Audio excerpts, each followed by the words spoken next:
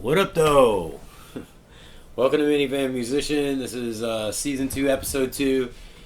If you haven't already, take a look at the one that we did that was essentially about Google and the monopoly on information and all of that kind of stuff. Mm-hmm. That was pretty deep. Thought it was pretty good.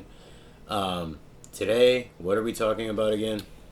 Serial killers and America's obsession with serial killers. Not just serial killers either, I guess just like murder type stuff in general. Things like Oh, yeah, that. we gotta give a Crime, shout out to true like crime. the, what are the ones, the spree killers, Spree killers. the mass murderers, like, Family annihilators. yeah, all of them. They're all great. No, but serial killers, mainly because when I really first started thinking about this, it was when the Jeffrey Dahmer thing was being Yeah. debated about and all of that. And now you have this Idaho 4 thing and like the constant 24-hour like speculation as to could this guy be a serial killer? Does he behave like Well, one? yeah, we have a whole new, thing now with web sleuths, which is an actual thing, websleuths.com. And just citizen detectives, so like everyone's a podcaster, everyone's a this, everyone's a that, so like they dedicate 24 hours a day to these true crime cases, which is definitely a new thing. We didn't have that in the past, Yeah. so. And I mean that we kind of get into with this, so we've got a couple others that we're rattling off tonight. We're gonna give a shout out to Maxwell Yeah, and to Cruise Control as well. for actually watching our shit. Right, and also he's kind of like my barometer because we've had several other people who kind of follow what we do, but they don't really comment, they don't interact with us. Or give any kind of input on like what they like or don't like. Mm-hmm. But then when I have a conversation with them like months later, basically what they say echoes what Maxwell says. So I'm like, you know what? He's done this a long time. Right. He's kind of the expert. So I'm just gonna go along with you, Maxwell. And what up to Cruise Control too. This will mainly be on. You're probably watching it on Rumble or Patreon. The YouTube version will be cut down, especially with some of the content that's in here. Yeah. And so we have a GoFundMe link that I'm going to put down in a comment or description or both. It's a GoFundMe for us. It's not for somebody else. It took a lot for us to make it, too, because honestly never thought I would make something like that unless it was like a death or like a serious, immediate medical emergency or something. But things have gotten really, really hard in the last year. This move has been very hard. So, yeah, we need some help. And the reason I'm touching on it anyway is just because you're getting a completely unedited video here. Like, no graphics on the screen, like no cutting out, mistakes we make, cool none of extras. that. I can't, pay the money for extras right now to Adobe, so, Anyways. Times is hard. With that put out there, we'll get into this topic. The first thing that popped into my head as far as why we're obsessed with serial killers is maybe the types of TV shows that have kind of really got popular, like probably early 2000s. Yeah, I think, maybe late 90s, early 2000s for sure, because I remember when, like, CSI and things like that became really huge when I was a kid. Yeah, and Forensic Files, the one that jumps out to me, which is originally called, God, I don't remember what it was called. Yeah. Medical Detectives or something like that. But that was one of, like, the first, like, true crime, shows, as far as CSI being, like, a show.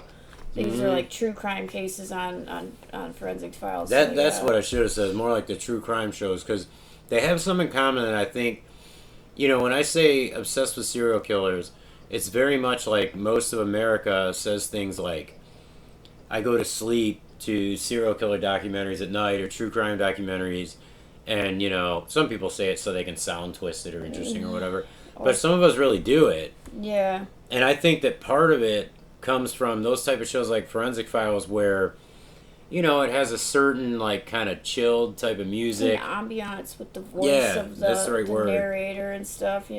Yeah, so I mean I think that we became comfortable with the ideas and the actions expressed in the shows based on the way that they were put out there. Well, yeah, you hear Keith Morrison tell you a story about like the most wretched murder cases on the planet, and it's like he's reading you a fairy tale storybook. So yeah, you're super relaxed. It's very easy to just like, you know, oh, I can go to sleep.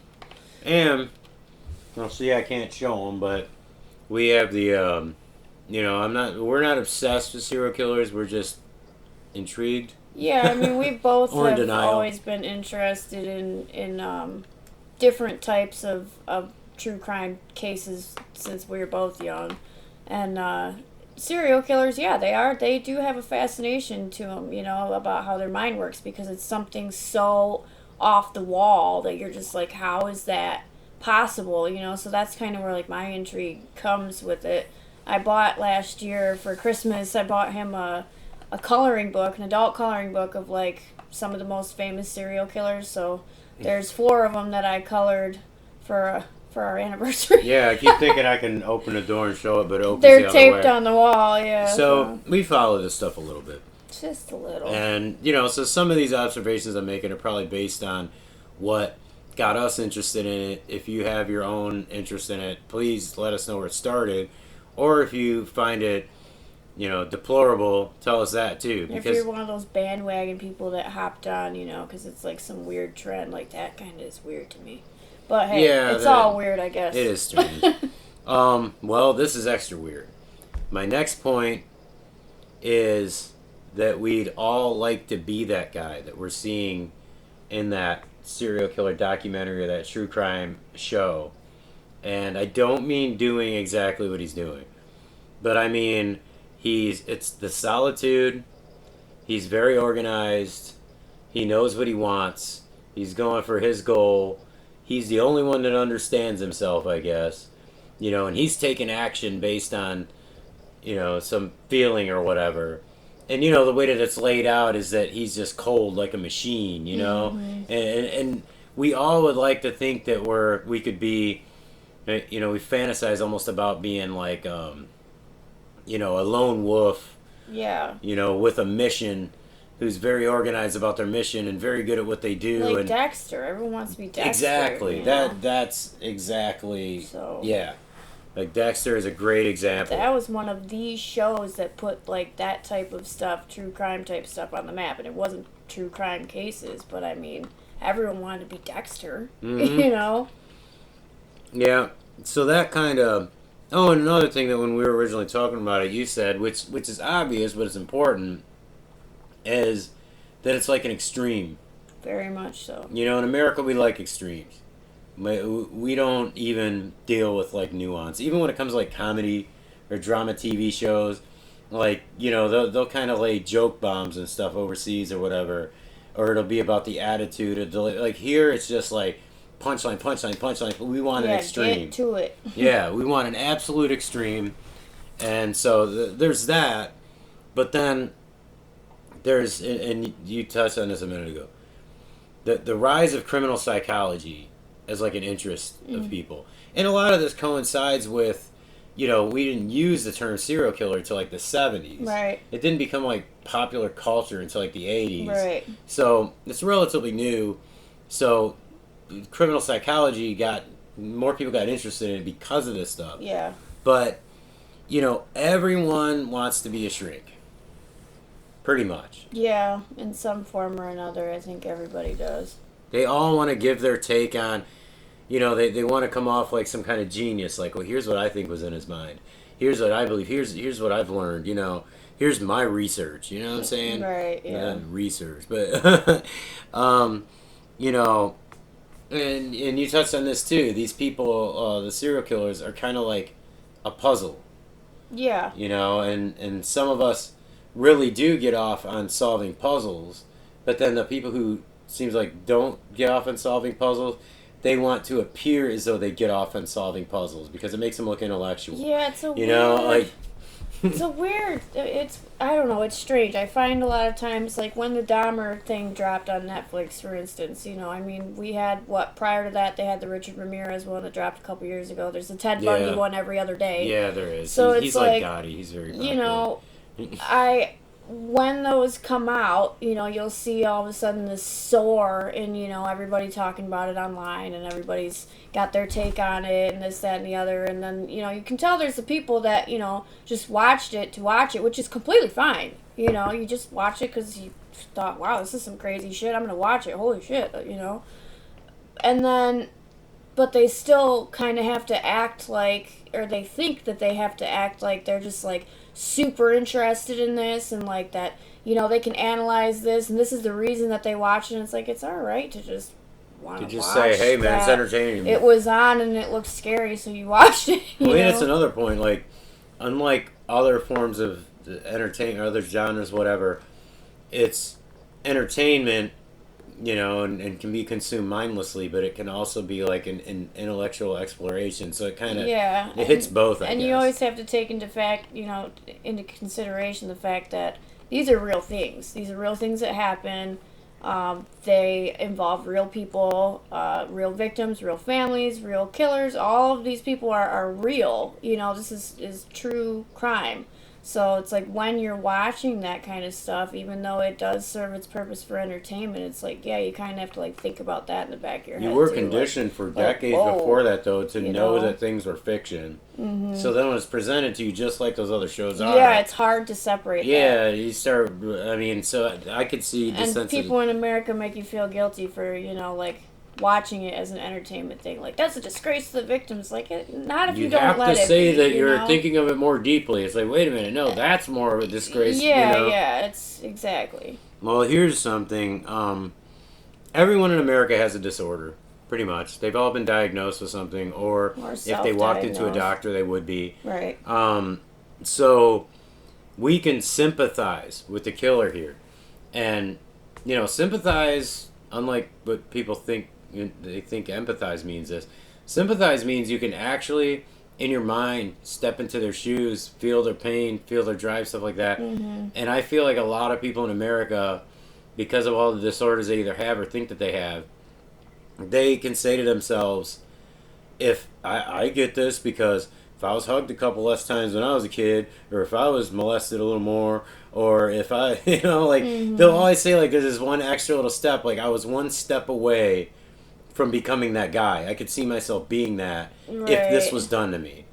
And honestly, some of the profiling shit and everything kind of makes it seem that way. Yeah, but it's so much deeper than that. People just like to kind of put that in like a little box with a ribbon on it. And it's like, no, it is a lot deeper than that, because how many people in America and in the world have had tons and tons and tons of horrible trauma and bad childhoods, this, that, and the other, and then how many people become serial killers? And even more. Not a lot.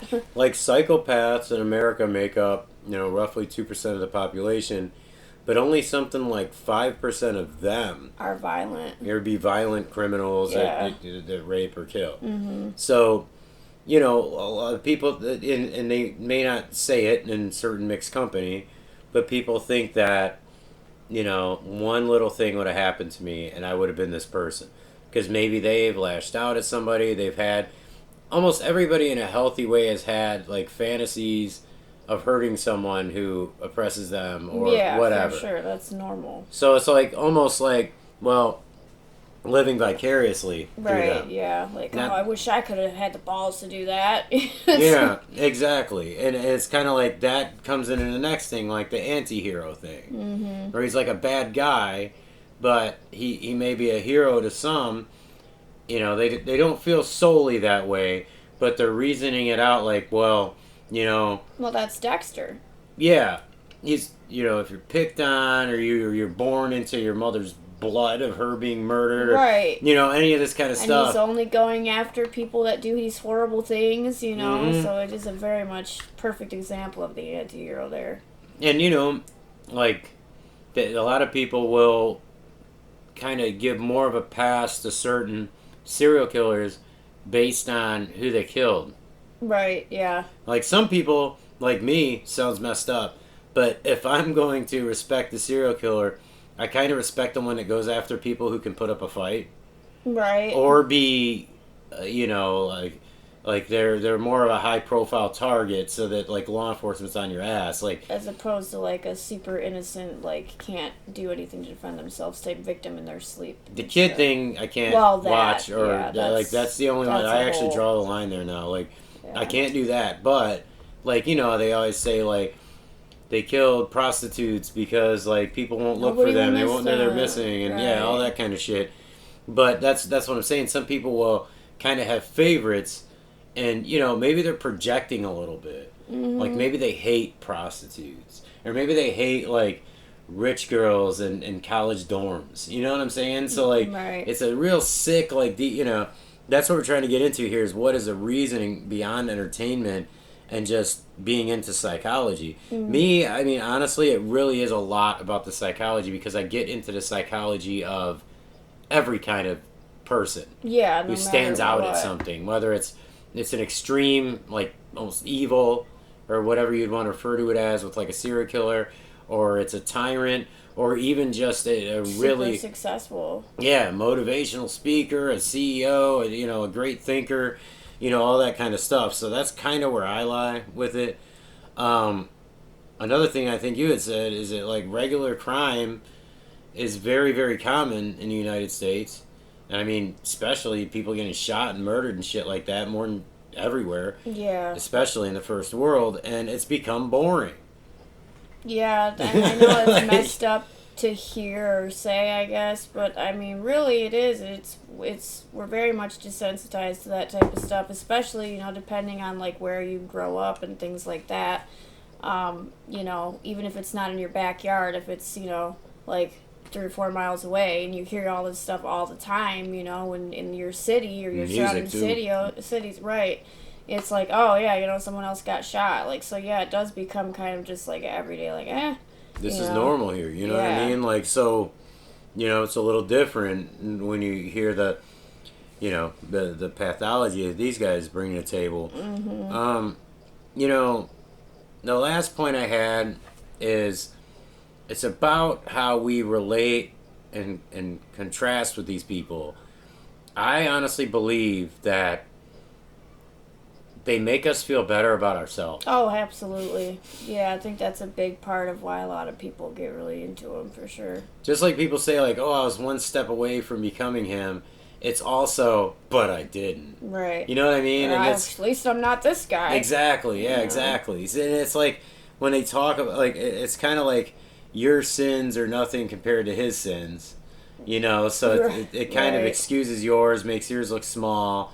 I think that's a part of it. That's definitely a part measuring of it. Yourself against them. I mean, in a way, I think that might have been in a small part, like why I got into true crime very young, like 10 years old, like reading true crime books at the library and stuff for hours about all these cases that I had no business, reading about. And it was like I had a lot of turmoil going on in my life at the time, and it was like reading about all these other things and like kind of getting interested in like figuring these people out and like their home lives and stuff. It did, in a way, make me be like, wow, well, at least my life isn't like that. Yeah, see, yours was different. It wasn't so much like it helped me cope with sins. A lot of stuff. It was more like their life, their background was worse. Yeah, it helped me cope through a lot of rough times and became like a comfort in a way that I carried into adulthood. And then I just kind of started looking at it in a little bit different of a way to actually like want to kind of take these people's minds apart. Yeah, it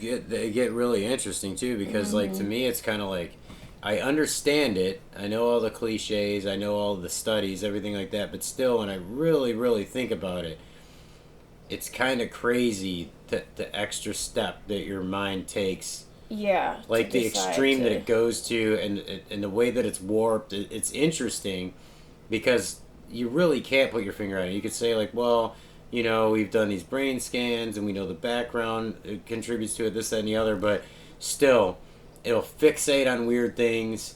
It'll, pick on... You get what I'm saying. Yeah. But, I mean,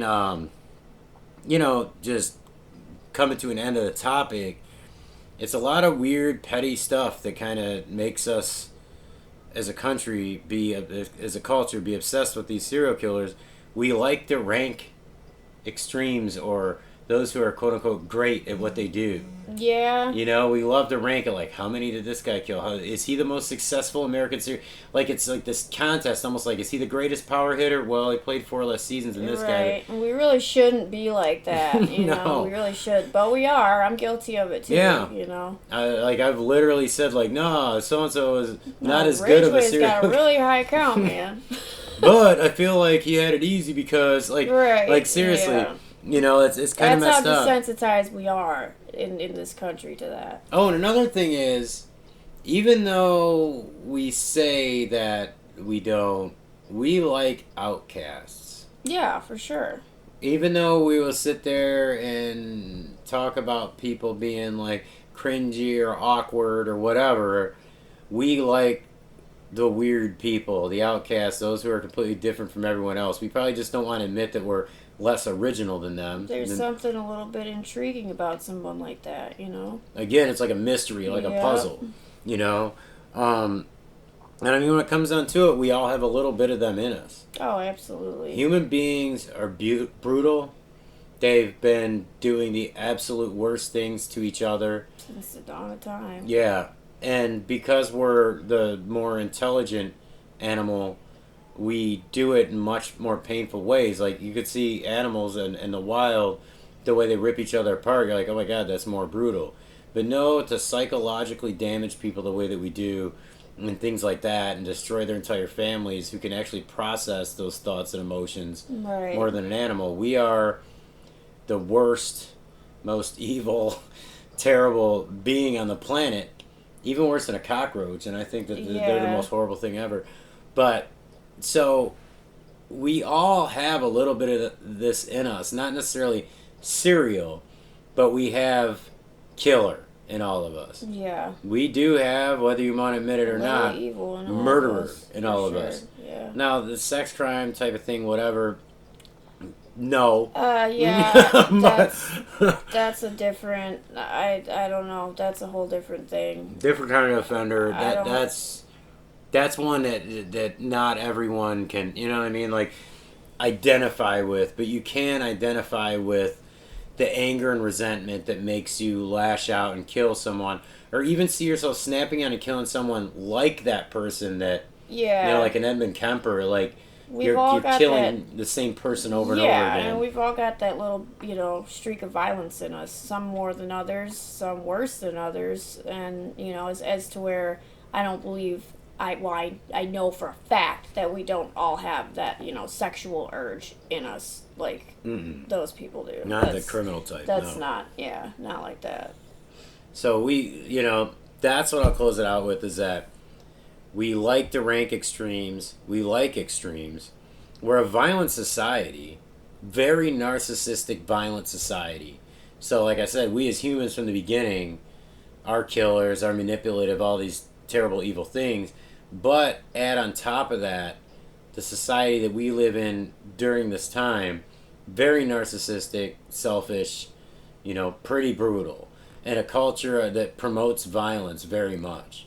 So this type of thing is right in our wheelhouse. It makes complete sense that Americans would be obsessed with it. Yeah. I mean, we're also obsessed with just power and leadership and stuff like that. And when you really start breaking things down, you see that your political archetypes, your the archetype of great athlete, all of these things, they're all basically psychopathic. Yeah. Very much so.